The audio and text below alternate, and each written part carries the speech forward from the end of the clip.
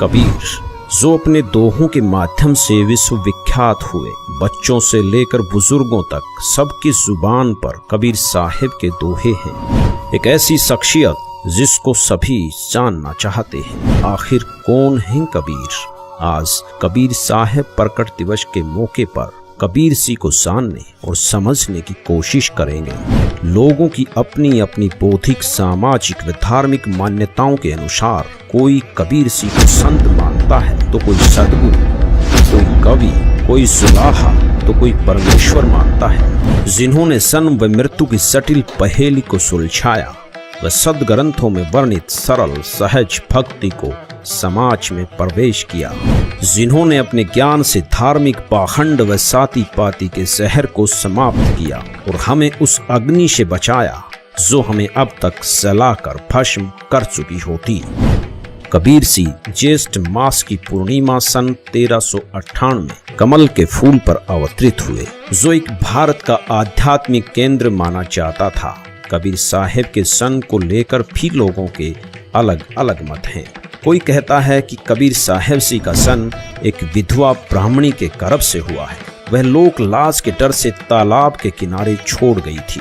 कुछ लोगों का मानना है कि कबीर साहिब सी बालक रूप धारण करके तालाब में उपस्थित कमल के फूल पर प्रकट हुए थे। लेकिन जो पहला मत है कि कबीर साहिब सी का सन विधवा ब्राह्मणी से हुआ था, हमारी टीम ने इस धारणा पर विश्लेषण किया तथा इतिहास की छानबीन की गई तो बात गलत सिद्ध हुई, क्योंकि इस विषय में कोई भी प्रमाण नहीं मिला, न कहीं विधवा ब्राह्मणी का जिक्र है, जिसका प्रमाण हम आगे इस वीडियो में दिखाएंगे। दूसरी धारणा है कि कबीर सी बालक के रूप में खिले हुए कमल के फूल पर प्रकट हुए थे, जिसके हमें चौंकाने वाले प्रमाण मिले। कबीर साहिब सी के जन्म की इस गुत्थी को सुलझाने के लिए हमारी टीम काशी की तरफ प्रस्थान करती है।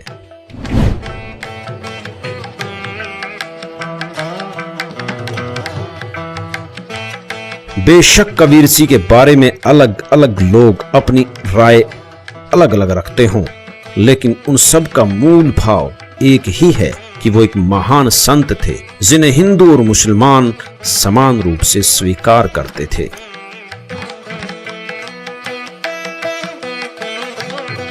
सर, कुछ लोगों का मानना है कि कबीर साहब जी का जन्म विधवा ब्राह्मणी से हुआ है।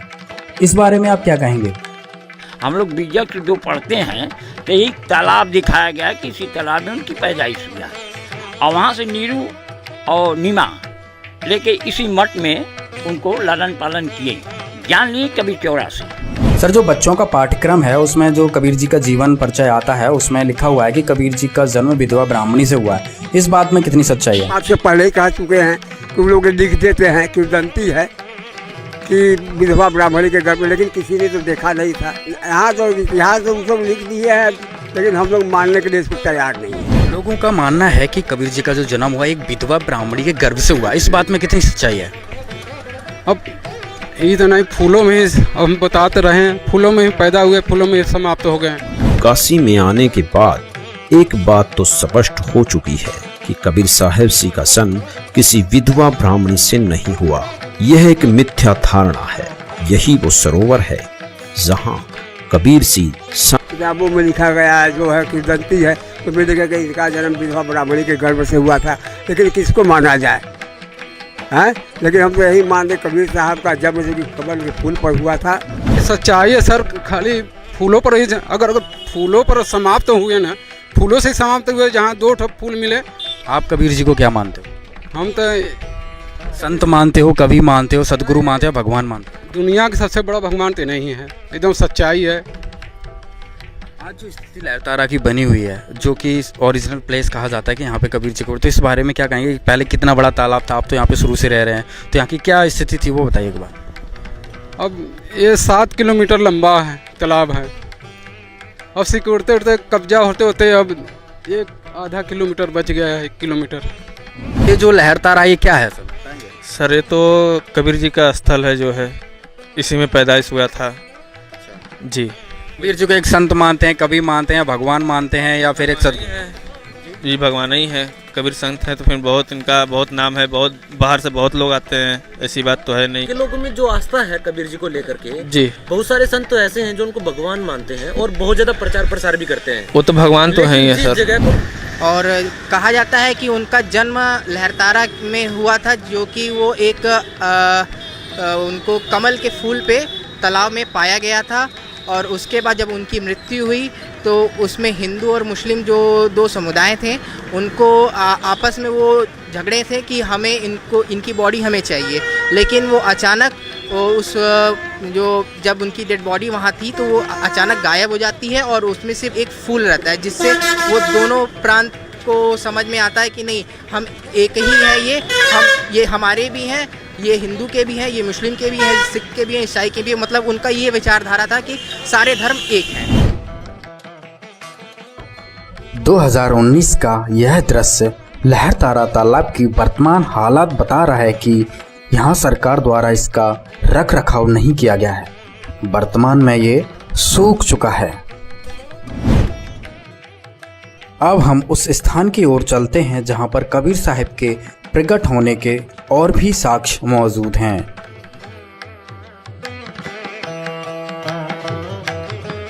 यह वो स्थान है जहां पर नीरू और नीमा ने कबीर साहब को तालाब के कमल के फूल से उठाकर यहां लाए थे। यहीं पर अष्टानंद जी अपनी साधना कर रहे थे। अष्टानंद जी कबीर जी के प्रकट होने के दृष्टा बने थे।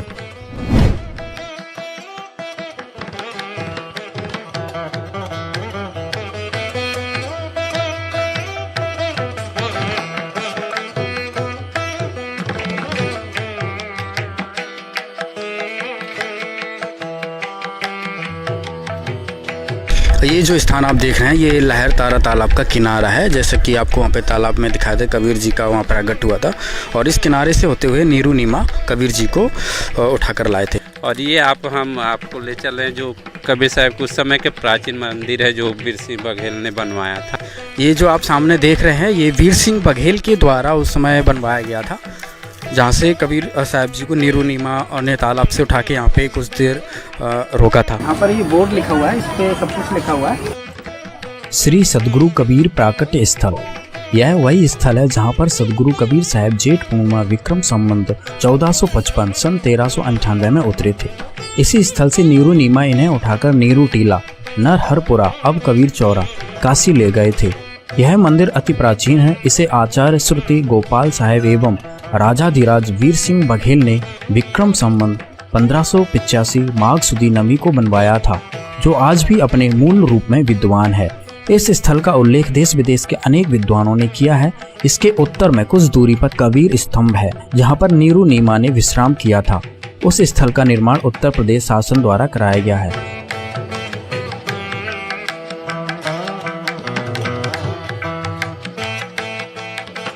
तो यहाँ पर कबीर साहब का प्राकट्य स्थल है और यहीं पर वो आकर उनके माता पिता लाकर यहीं रहते थे। और ये उस समय का प्राचीन मंदिर है जो उस समय भी विद्वान थे। यहाँ पर आश्रम उस समय अष्टानंद करके यहाँ एक ऋषि हुआ करते थे जी, वो इसकी आश्रम है और ये मंदिर वो प्राचीन है। और ये आप देखेंगे पूरा तालाब है, ये लहरताल, ये गंगा और वर्णा 80 यानी कि ये और लहरतारा के जो तीनों चारों के बीच में जो है वो काशी है। जब लहर गंगा जी अपने पूरे लहर देखते थे बरसात में तो ये पूरे भरा हुआ स्थल होता था। सर, हमारी किताबों में कबीर साहब जी का जीवन परिचय आता है जिसमें लिखा हुआ है कि कबीर जी का जन्म जो विधवा ब्राह्मणी के गर्भ से हुआ है। इस बारे में आप क्या कहेंगे? ये तो सरासर ये ब्राह्मणों के अपने तरह से बनाया, क्योंकि विधवा ब्राह्मणी क्या होते तो उसके खानदान सारी चीज पता होता और वो क्यों छोड़ के जाते उसके सारे कुल का पता होता और तब वो नीरू नीमा को नहीं मिलते हैं। और क्योंकि ऐसा मान्यता है कबीर जी को प्रगट स्थल प्रगट है ऐसा मान्यता है। और उनकी लास्ट में भी वही स्थिति है कि कमल के फूल में मिले और लास्ट में भी कमल हो गया, जो उनकी डेड बॉडी नहीं मिला जब काशी छोड़कर उन्होंने मगहर अपना। ऐसा मान्यता था कि मगहर में मरने से गधा होते हैं और काशी में मरने से मुक्ति होते हैं। तो कबीर जी ने उन्होंने इस भ्रम को तोड़ने के लिए काशी छोड़कर मगहर गया और उन्होंने अपने शरीर वहीं छोड़े तो वहाँ भी उनकी डेड बॉडी नहीं मिली, उसकी जगह भी फूल मिले और जो फूल और चादर मिले तो फूल का मंदिर बनाया गया और वहाँ के जो मुसलमान शासक बिजली खां पटा उन्होंने मजार बनाया और वहीं से कुछ फूल लाकर जहाँ कबीर जी रहा करते थे वहाँ पर एक समाधि दिया गया। यहाँ पर ही ये जो अष्टानंद का विवरण आता है कि जब कबीर जी प्रकट हुए थे तो अष्टानंद को एक प्रकाश दिखा था, तो वो अष्टानंद जी यहीं पर बैठे तपस्या कर रहे थे। आज भी उनकी यहाँ पे अष्टानंद की, ये आप सामने देखिए, ये उनकी समाधि बनाई गई है। यहाँ से जो उनसे हम जानेंगे। सर, अष्टानंद के बारे में क्या बताएंगे आप? अष्टानंद जी उस समय जो ऐसा मान्यता थे कबीर जी को थे, वो उसकी एक तरह संरक्षक थे और वो यहाँ पर बैठते थे और बाद में उनकी ये समाधि यहाँ पर दिया गया। उस समय भी ये आश्रम हुआ करते थे। कबीर जी जब प्रकट हुए थे तो उन्होंने उन आँखों से देखा हुआ था, इस चीज़ का प्रमाण? हाँ जी, उन्होंने देखा था कि कुछ प्रकाश आया, फिर बाद में उनको नीरू नीमा को मिला तब भी पता चला। तो यहाँ पर दोस्तों अभी दिखाया ये अष्टानंद की यहाँ पे समाधि बनी हुई है। तो जो इतिहास में 600 साल पुराना इतिहास है, कोई ज़्यादा लाखों वर्ष पुराना इतिहास नहीं है जिसको ना माना जाए। इस सब एक चीज़ सिद्ध हो गया, ग्राउंड रिपोर्ट आपको दिखाई, इस पे स्पष्ट हो गया कि कबीर जी सशरीर प्रकट हुए थे। यहाँ के जो लोग हैं इनको मूल जानकारी है कि कबीर जी का किसी भी माता पिता से उनका जन्म नहीं हुआ था, वो सशरीर प्रकट हुए थे। तालाब से किनारे से यहाँ पे नीरू नीमा लेके आए थे। उनकी यादगार में यहाँ पे वीर सिंह बघेल ने ये यादगार बनाई और इसी स्थान पर यहाँ पर अष्टानंद, जब कबीर जी का प्रकट हुआ, जब आसमान से प्रकाश का गोला एक आया तो अष्टानंद ने देखा था, तो यहाँ पे अष्टानंद की एक समाधि बनी हुई है। कुछ लोग उनके सन को किसी विधवा ब्राह्मणी से उत्पन्न बताते हैं, लेकिन कबीर सिंह ने खुद ही अपने सन के विषय में बतलाया है। अवधू अवगत से चल आया, मेरा कोई भेद मुर्म न पाया, ना मेरा जन्म न गर्भ बसेरा, बालक बन दिखलाया, काशी नगर जल कमल पडेरा, तहाँ जुलाही न पाया। मात पिता मेरे कछु नाही, ना मेरे घर दासी, जुल्ला का सुत आन कहाया, जगत करो मेरी हंसी। ये 5 तत्वों का धरना मेरा, जानो ज्ञान अपारा, सत स्वरूपी नाम साहेब का, ओहे नाम हमारा। अगर दीप गगन गुफा में तान्य वस्तु सारा, तेरा ज्योत स्वरूपी अलख निरंजन, वो डरता ध्यान हमारा। हाड चाम लहू ना मेरे, कोई जाने सतनाम उपासी, तारण तरण अभय पद दाता, मैं हूँ कबीर अविनाशी।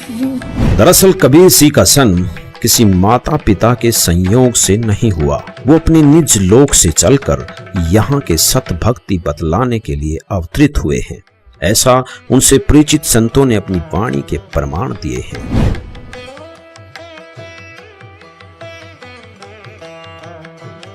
वास्तविकता यह है कि वेदों में परमात्मा की 100 लीलाएं लिखी गई हैं, वो सभी कबीर सिंह ने की हैं। इस तालाब के कमल के फूल से नीरू नीमा नामक जुल्हा दंपत्ति उन्हें उठाकर अपने घर ले गए और इस कारण कबीर सिंह भी जुल्हा कहलाए।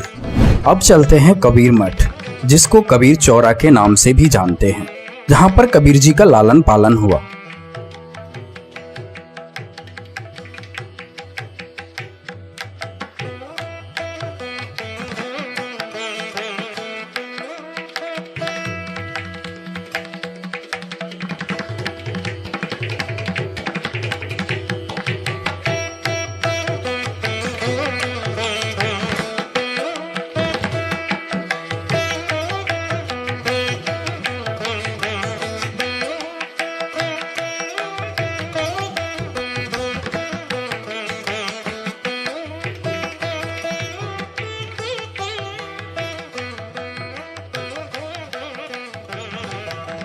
कबीर जी लगभग कबीर मठ में 115 वर्ष रहे।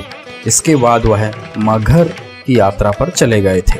सबसे पहले आपको वो जगह दिखाते हैं जहां नीरू नीमा ने कबीर जी का पालन किया। इस स्थान को नीरू नीमा टीला के नाम से जाना जाता है। कबीर साहब जी की यहीं पर कुटिया थी। मिट्टी की कुटिया होने के कारण जीर्ण शीर्ण हो चुकी थी। अब पुनः इसी स्थान पर एक कुटिया यादगार के रूप में बनाई जा रही है। यह नीरू नीमा की समाधि स्थल है।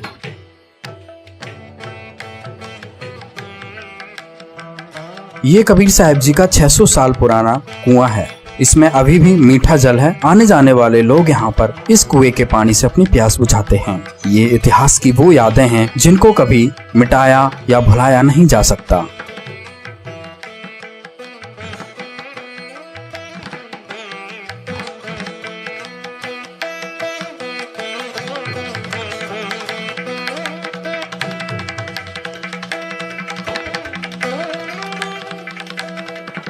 कबीर मठ में कबीर साहब जी की काफी यादगारों को संभाल कर रखा गया है। कबीर मठ के मुख्य द्वार से प्रवेश करते हुए सबसे पहले यह कबीर जी की समाधि स्थल मिलती है। जब कबीर जी मगहर में सशरीर सतलोक चले गए थे तो यहाँ के काशी नरेश वीर सिंह बघेल भी गए थे और कबीर साहब के सतलोक चले जाने के बाद वहाँ पर कुछ सुगंधित पुष्प मिले थे, तो वहाँ पर आधे आधे फूल लेकर हिंदू और मुसलमानों ने कबीर जी की समाधि बना दी थी और उनमें से ही कुछ फूल लेकर राजा वीर सिंह बघेल काशी लेकर आ गए थे, जहाँ पर कबीर मठ में ही उन्होंने कबीर जी की यादगार के रूप में यह समाधि बना दी।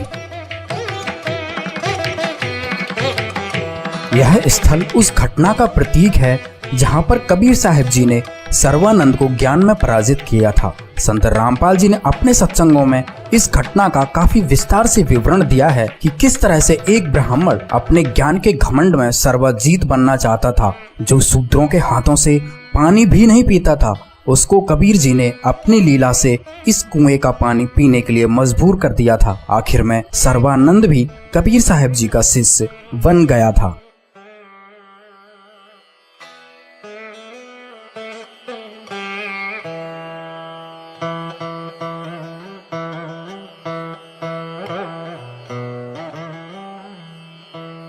कबीर साहब जी की ये वो वस्तुएं हैं जिन्हें कबीर साहब जी स्वयं उपयोग करते थे। ये कबीर साहब जी का वो यंत्र है जिससे वो कपड़े बुनकर जुलाही की भूमिका करते थे और यह गोरखनाथ वाला वही त्रिशूल है जिसमें एक बार कबीर साहब जी और गोरखनाथ जी की ज्ञान गोष्ठी होती है, जिसमें गोरखनाथ जी इस त्रिशूल के ऊपर बैठ जाते हैं तो कबीर साहब जी अपनी शक्ति को दिखाते हुए कपड़े बुनने वाले धागे को ऊपर फेंकते हैं और उस धागे के ऊपर जाकर बैठ जाते हैं। कबीर जी कौन है? कबीर जी पूर्ण परमात्मा हैं और कबीर जी यहाँ 120 वर्ष रह के चले गए। उन्होंने बहुत सारी लीलाएं करी हैं, अनेक लोगों को जिंदा किया है। शेख तकी की मरी हुई लड़की को कब्र से निकाल के जिंदा किया है। उनकी बहुत सारी लीलाएं हैं, हर ग्रंथ में प्रमाण है उनका, वेदों में प्रमाण है, गीता जी में प्रमाण है, हर जगह लिखा हुआ है। वो पूर्ण परमात्मा है। वो सत्पुरुष थे, महापुरुष थे और ऐसा महापुरुष थे जो कि लोगों को एक संजीवनी का काम करते थे। कबीर जी के बारे में लोग ये मानते हैं कि वो एक अच्छे संत थे, कवि थे, यहाँ तक कि कबीर पंथ के साधु ही उन्हें कहते हैं कि वो सदगुरु थे। लेकिन भगवान मानने वालों में हमने कबीर पंथ में ही देखा है कि बहुत सारे कम लोग ऐसे हैं जो कबीर जी को भगवान के तौर पर देखते हैं। आपकी अगर बात करें तो आप कबीर जी को किस रूप में देखते हैं? देखिए, कबीर जी तो हमारे तो भगवान हैं ही, क्योंकि वो तो एक अच्छे पथ प्रदर्शक है। तो मेरे लिए तो भगवान ही, जो अच्छा काम करता है वही भगवान है। एक उनको कबीर की जो है वो तो बहुत अद्भुत संत हुए समाज के लिए ना, तो वो जिस रूप में जो माने, लेकिन हम जो खास कर मानते हैं वो परम सदगुरु थे। उनके द्वारा हम जीवित हैं, उनके द्वारा लोग जीवित रहते हैं, अच्छे ज्ञानी बनते हैं, अच्छे आदमी बनते हैं, इसलिए मेरे लिए वो परमात्मा। 5 वर्ष की छोटी आयु में उन्होंने उस समय के तथाकथित विद्वानों को परास्त किया, लेकिन समाज में अशिक्षा के कारण उनकी प्रभुता बनी रही, क्योंकि कबीर जी उस समय जुल्हा जाति में थे। उन्हें पढ़ने का अधिकार न होने के कारण लोग उनकी बात पर विश्वास नहीं कर पाए, बल्कि उनके सत्य वचनों के कारण उनके घोर विरोधी बन गए। लेकिन रामानंद जी जैसे कुछ पुण्यकर्मी प्राणियों ने उनके मार्ग को स्वीकार किया, जिन्होंने कबीर जी के कहने से गुरु परंपरा बनाए रखने के लिए उनके गुरु की भूमिका की। कबीर साहब जी की रामानंद जी से पहली मुलाकात काशी में ही पंचगंगा घाट पर होती है। कबीर मठ से अब चलते हैं पंचगंगा घाट की ओर।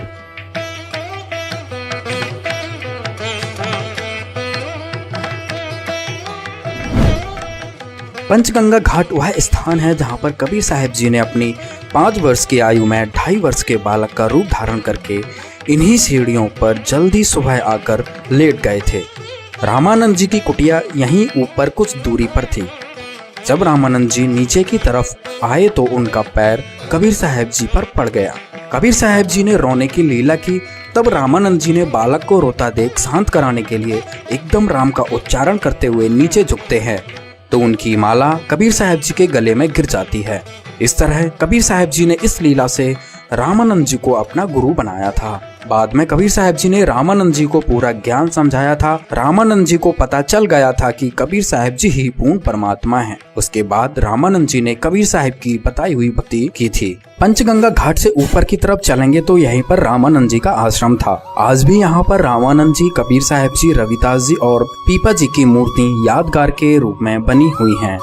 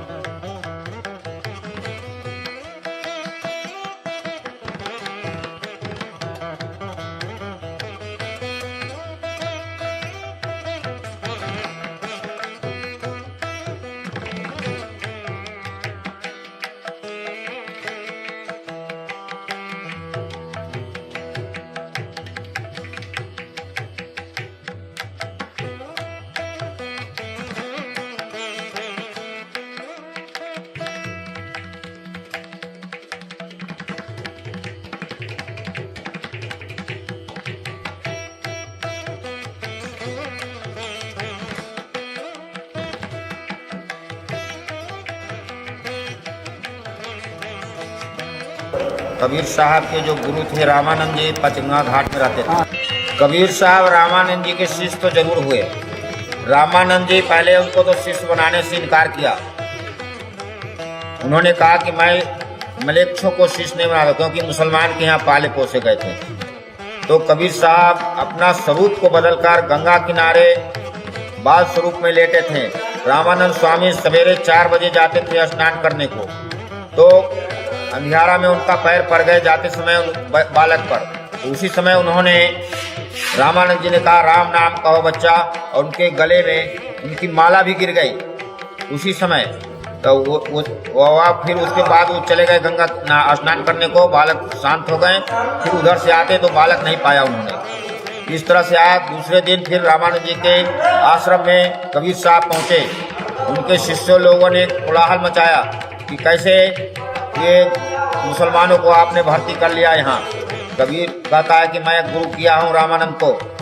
तो रामानंद जी कहा नहीं, मैं उसको तो शिष्य नहीं बनाया हूँ। उसी समय कबीर साहब ने 2 स्वरूप एक साथ दिखाया, और कबीर साहब ने कहा कि देखिए महाराज, आपने इस स्वरूप में मैं गंगा किनारे घाट पर आपने राम नाम का मंत्र दिया, आपने अपने गले की माला भी डाल दिया हमारे गले में। इस तरह से उन्होंने साबित किया। इस पृथ्वी लोक पर 120 साल के वास के दौरान कबीर सिंह ने अलग अलग जगह प्रकट होकर अपने ज्ञान का प्रचार किया। वह अपने निज लोक की महिमा से अवगत कराया।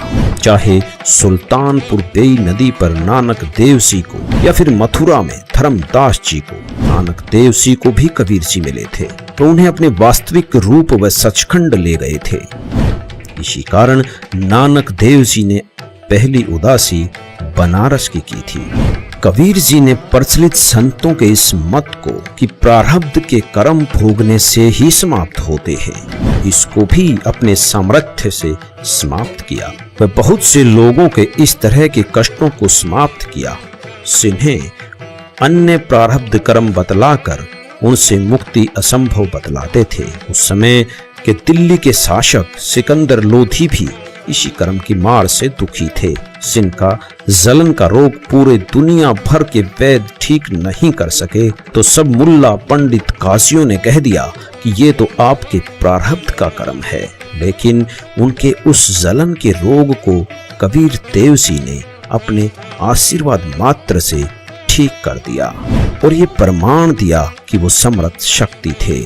यहाँ भी कबीर सिंह ने वेदों के उस बात को सिद्ध किया कि परमात्मा भयंकर से भयंकर रोग का नाश कर सुखी जीवन दे सकता है। चलो आपको 1-2 मिनट की वेदों से प्रमाणित करने वाली वीडियो दिखाते हैं। देखिए, वेद इसको प्रमाणित करेंगे कि परमात्मा घोर पाप का विनाश कर देता है। ये देखिए, ये महर्षि दानु सरस्वती द्वारा ही इसका अनुवाद है। अब देखिएगा, यजुर्वेद के 8वें अध्याय का 13वां मंत्र स्पष्ट करेगा। ये 8वां अध्याय और 241 पृष्ठ पे 8वें अध्याय का 13वां श्लोक।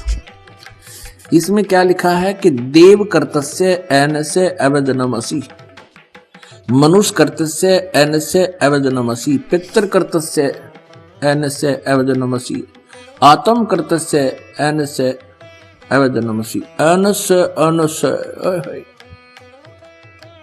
घोर एनस्य माने अपराध के अपराध यानी घोर पाप के भी अवजनम।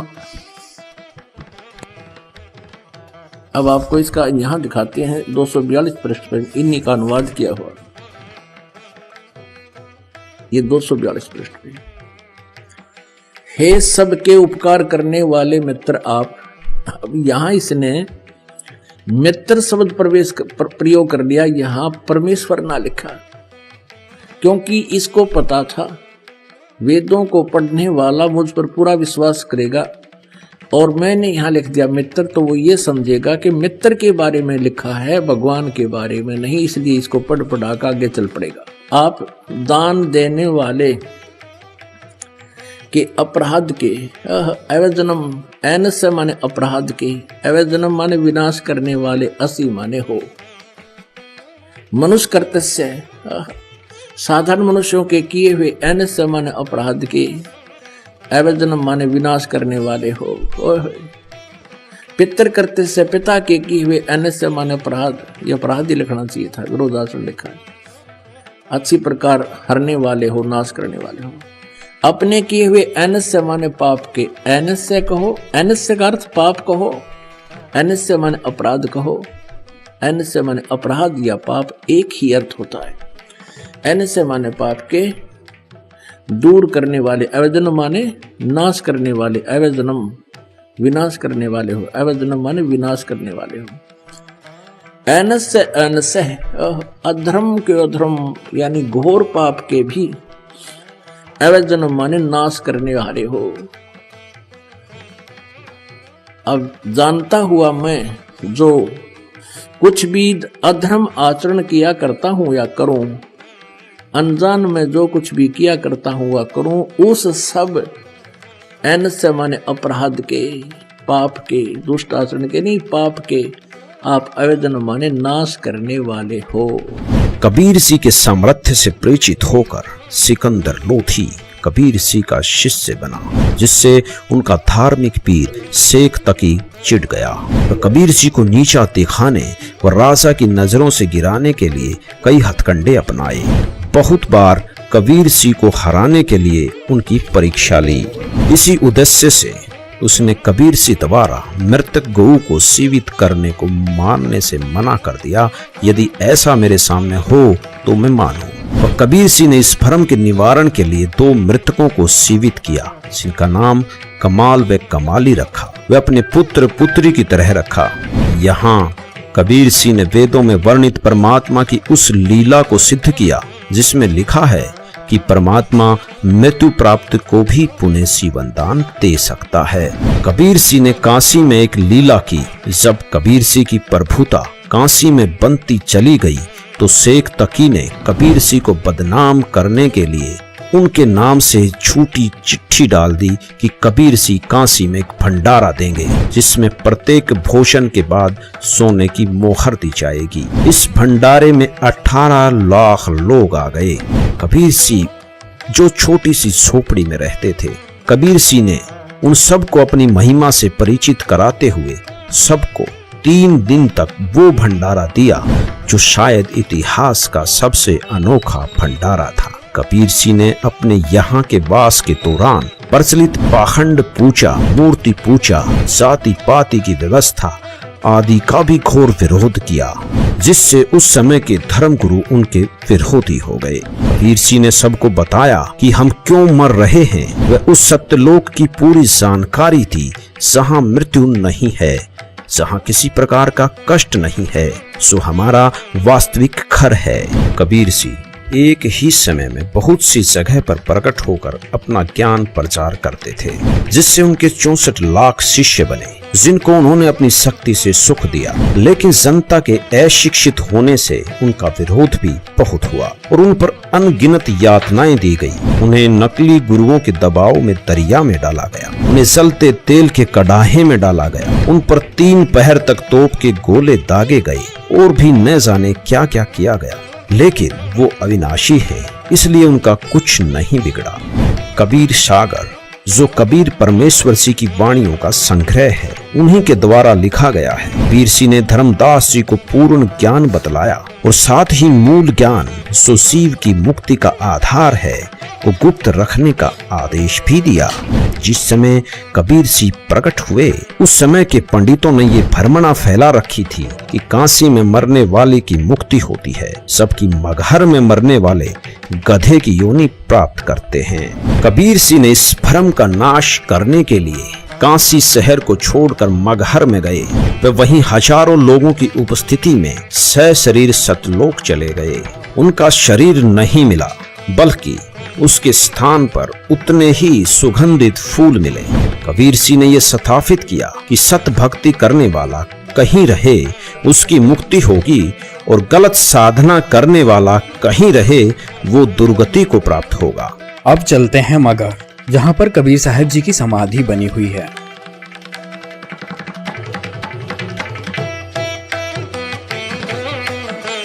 यह समाधि स्थल का मुख्य द्वार है। यहाँ से गुजरते हुए समाधि स्थल पर पहुँचते हैं। मगहर शहर हिंदू मुस्लिम एकता के लिए भी जाना जाता है। कहा जाता है कि यहाँ कबीर जी के ज्ञान से प्रभावित होकर हिंदू मुस्लिम आपस में भाई भाई की तरह रहते हैं।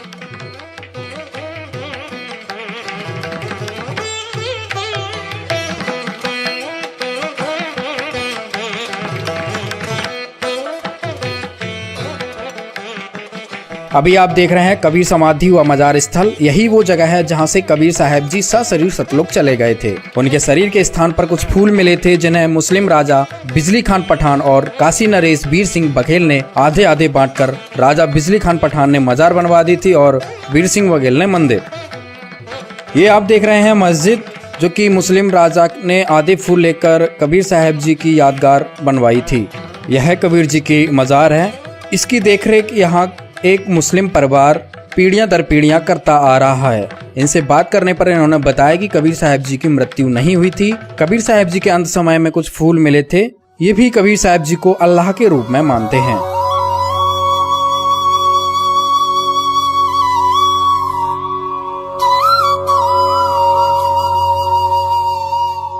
अब चलते हैं मंदिर की तरफ। ये आप सामने देख रहे हैं, ये हिंदू राजा के द्वारा बनाई गई कबीर साहब की समाधि है। कबीर साहब जी की यहीं पर कुटिया थी। इसी कुटिया के बाहर हिंदू मुस्लिम हजारों की संख्या में खड़े थे। कबीर जी के शरीर को लेकर अपने अपने धर्म की मान्यताओं के अनुसार उनका अंतिम संस्कार करना चाहते थे। इसी बात को लेकर लड़ने के लिए वो तैयार हो गए थे। कबीर साहब ने फिर दोनों राजाओं को समझाया था। अंत में कबीर साहब ने कहा था, आप लोगों को हमारा शरीर नहीं मिलेगा, जो भी वस्तु मिले उसको आधा आधा कर लेना। कबीर साहब जी इसी स्थान से सशरीर सतलोक चले गए थे। कबीर साहब के आदेश अनुसार दोनों राजाओं ने अपनी अपनी धार्मिक मान्यताओं के अनुसार उन फूलों की समाधि बनवा दी।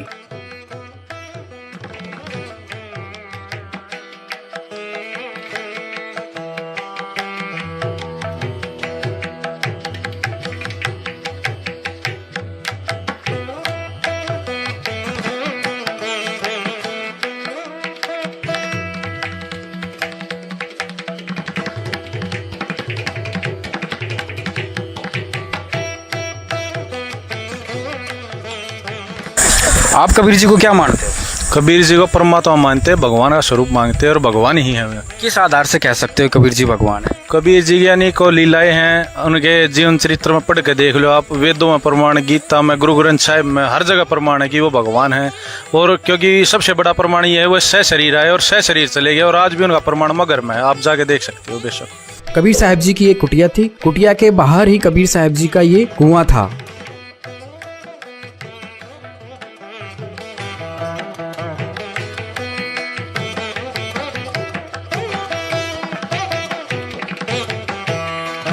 कबीर साहब जी के चमत्कारों में से एक लीला और मगहर में देखने को मिलती है। कबीर साहब जी की समाधि स्थल के पीछे एक आमी नदी बहती है। आमी नदी के विषय में कहा जाता है कि यह शिव जी के श्राप देने से सूख जाती है। जब कबीर जी यहाँ आते हैं तो लोगों की प्रार्थना करने पर कबीर जी ने अपनी शक्ति से पुनः इस नदी को जीवित किया था, अर्थात पुनः बहा दिया था। तब से लेकर आज तक इस नदी का पानी कभी नहीं सूखता है, जो आज हम अपनी आंखों से देख सकते हैं।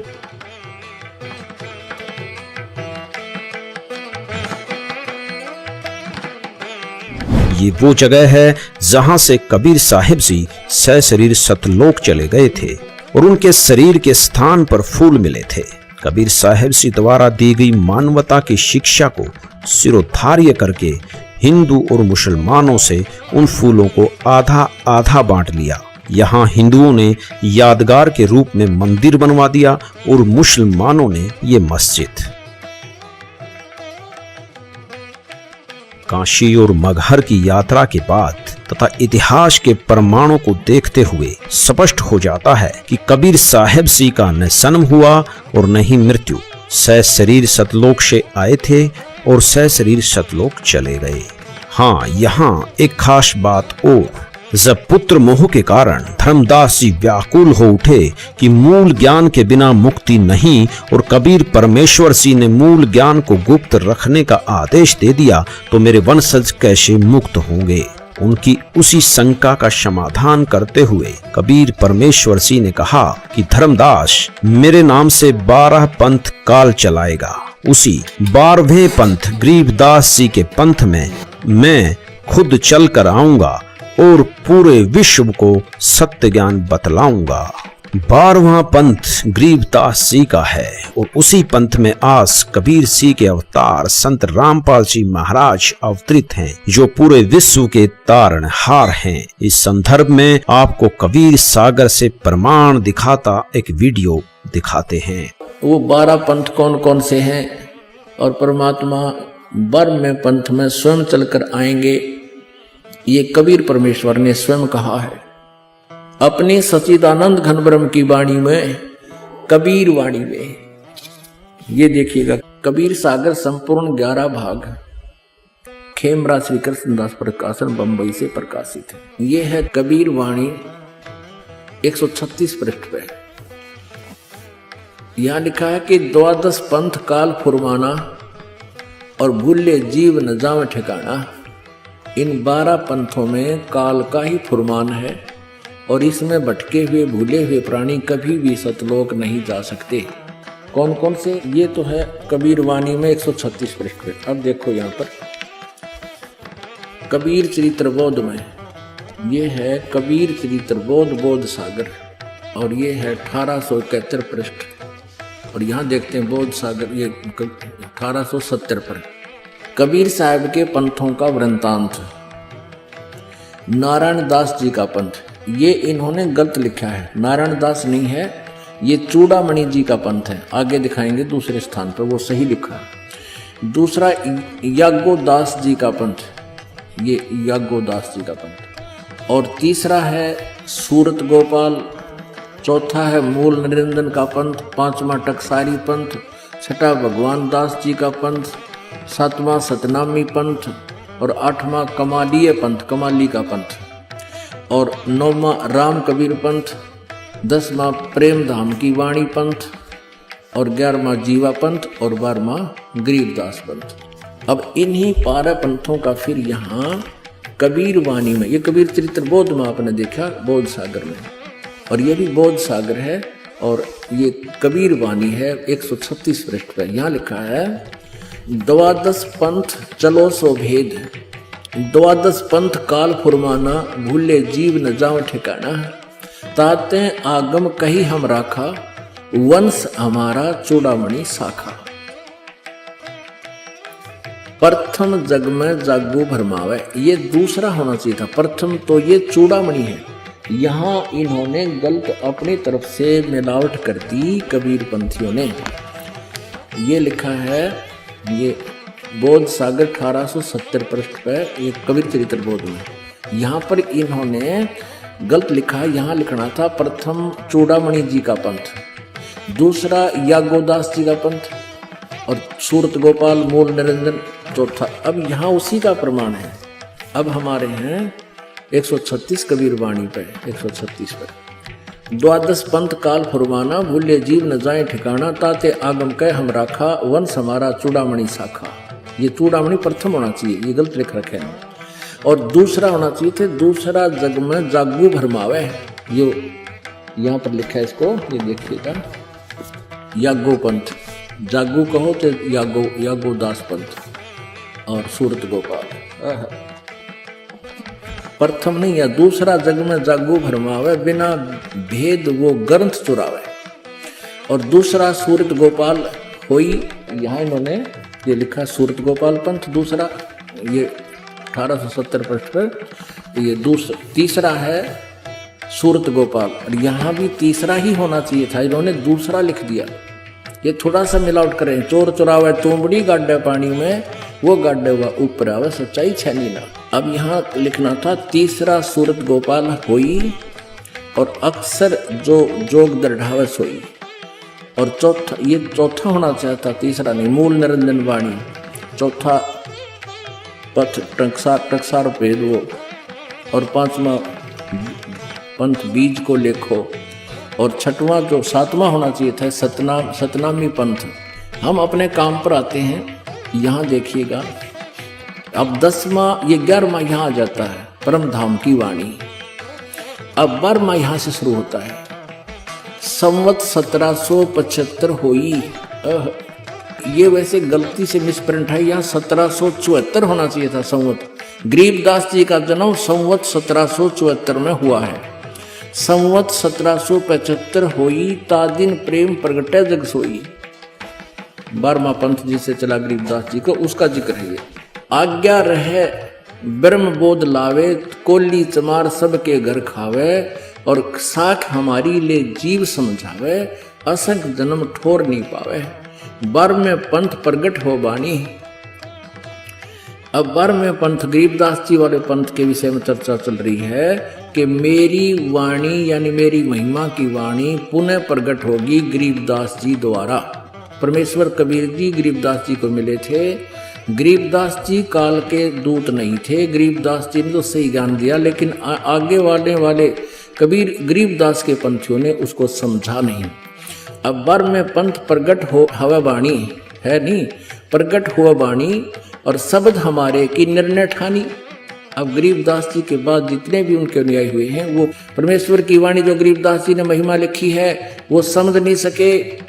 12वें पंथ प्रगट हुआ बाणी शब्द हमारे की निर्णय ठानी और अस्थिर घर का मर्म न पावे। ये 12 पंथ हम ही को ध्यावे। कहते गरीबदास वाले पंथ तक भी स्थिर घर शाश्वत स्थान को प्राप्त नहीं कर सकते, सतलोक को प्राप्त नहीं कर सकते। और हमारे ही उस वाणी को वह आपस में निष्कर्ष करते रहेंगे, उसकी जानकारी एक दूसरे को उलट सुलट देते रहेंगे। 12वें पंथ प्रगट हो वाणी शब्द हमारे का निर्णय ठानी, उसका निष्कर्ष निकालने की चेष्टा करेंगे पर वो समझ नहीं सकेंगे। अस्थिर घर यानी सनातन परम धाम को प्राप्त नहीं कर सकते, उसका धाम का मर्म नहीं पाएंगे। ये 12 पंथ हमें को धावे। आगे स्पष्ट कर दिया परमेश्वर ने, 12वें पंथ हम ही चल आवे, हम स्वयं आएंगे गरीबदास वाले पंथ में, यानी गरीबदास के रूप में नहीं, उसके पंथ में आगे चल के 12वें पंथ हम ही चल आवे और सब पंथ मिट एक ही पंथ चलावे।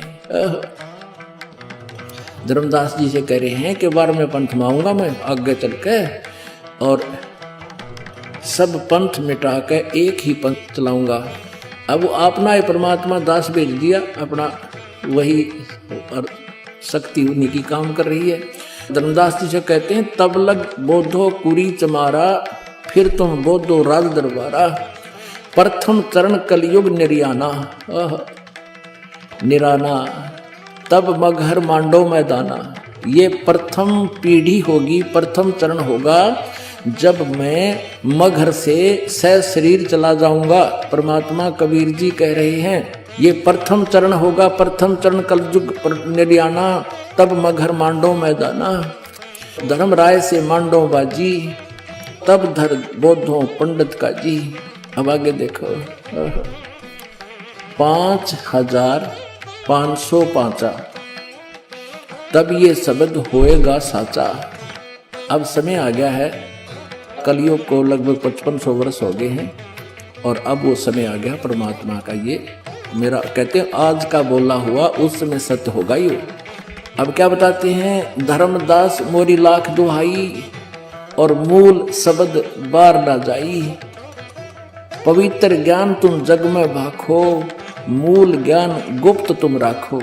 गोई माने गुप्त रखो, मूल ज्ञान बाहर जो पर ही। ये बिजली पीढ़ी हंस वंश हंस नी तरही।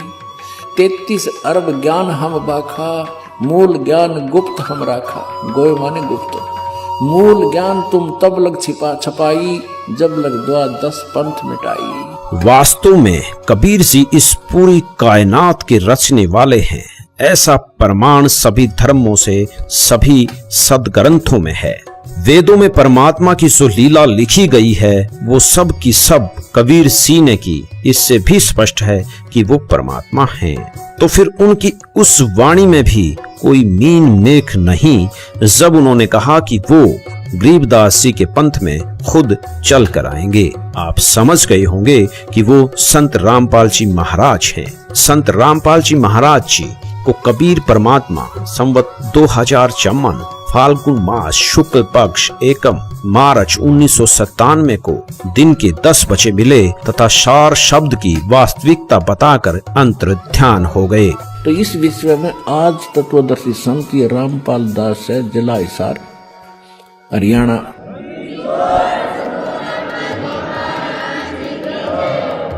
अब किसी का भ्रम ना रहना चाहिए। देखो एक 1000 का नोट है, उस पर लिखा है कि मैं धारक को 1000 रुपये देने का वायदा करता हूँ। दास पे लिखा नहीं है, दास बोल सकता है कि मैं उपासक को सर्व सुख और पूरा कंप्लीट मोक्ष देने का वायदा करता हूँ जब नियम रहोगे तो।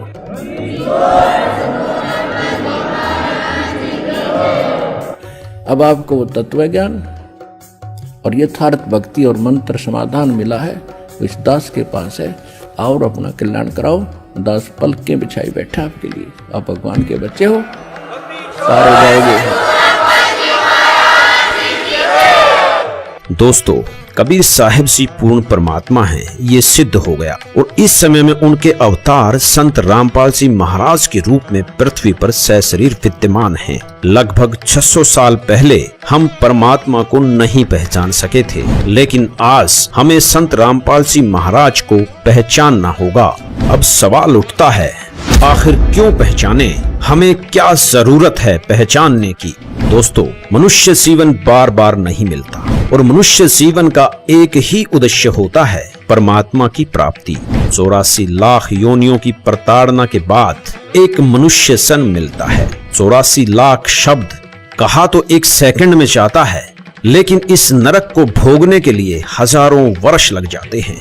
84 लाख योनियों में से यदि एक कुत्ते के जीवन पर भी विचार किया जाए तो कलेसा मुंह को आता है और सोचने लग जाते हैं, क्या ये हमारे साथ भी हो सकता है? बिल्कुल हो सकता है दोस्तों। इसलिए हमें संत रामपाल जी की जरूरत है। यदि हम संत रामपाल जी से नाम दीक्षा लेकर भक्ति करेंगे तो 84 लाख योनियों से तो पीछा छूटेगा ही, और साथ में हम सतलोक की प्राप्ति करेंगे, जहां जाने के बाद जीवात्मा वापस जन्म मरण में नहीं आती। संत रामपाल जी महाराज पिछले 3 दशकों से इसीलिए संघर्ष कर रहे हैं ताकि इस पृथ्वी पर मौजूद सभी जीवात्माओं का कल्याण हो सके। धन्यवाद। कबीर मनुष्य जन्म दुर्लभ है, मिले न बारंबार, तरुवर से पत्ता टूट गया, बहुर न लगता डार। संत रामपाल जी महाराज अपने सत्संगों के माध्यम से बताते हैं कि 84 लाख योनियों की भयंकर यातनाओं के बाद एक मनुष्य जन्म मिलता है, जिसका सिर्फ एक ही उद्देश्य है कि पूर्ण गुरु से नाम दीक्षा लेकर भक्ति करना, जिससे हमारा जन्म मृत्यु का दीर्घ रोग समाप्त हो जाता है। वर्तमान समय में पूरी पृथ्वी पर पूर्ण व आधिकारिक गुरु संत रामपाल जी महाराज ही हैं और विश्व कल्याण के कार्य में लगे हुए हैं। अतः सभी से निवेदन है कि संत रामपाल जी महाराज से नाम दीक्षा लेकर अपना जीवन सफल बनाएं।